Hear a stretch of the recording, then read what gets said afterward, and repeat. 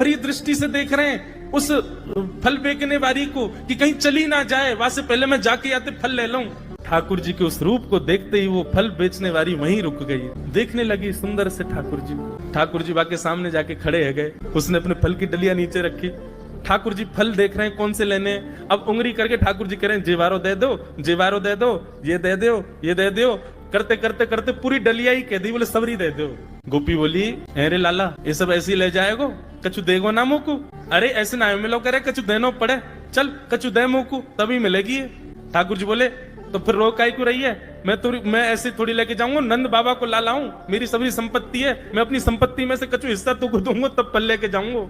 अच्छा दियो, कहा देगो संपत्ति में।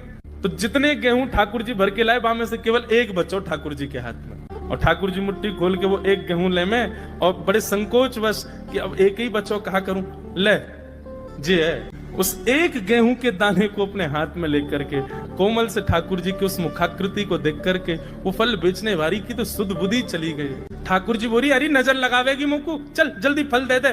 बोले फल दे तो दूं, लेके कैसे जाओगे, 4 आम के बराबर के तो तुम स्वयं हो, एक आम के ऊपर एक ऐसे 4 खड़े कर दूं तो इतने बड़े तो तुम खुद ही हो, कैसे लेके जाओगे। ठाकुर जी बोले बड़ी चिंता। तभी गोपी ने की अच्छा आओ मैं दूं।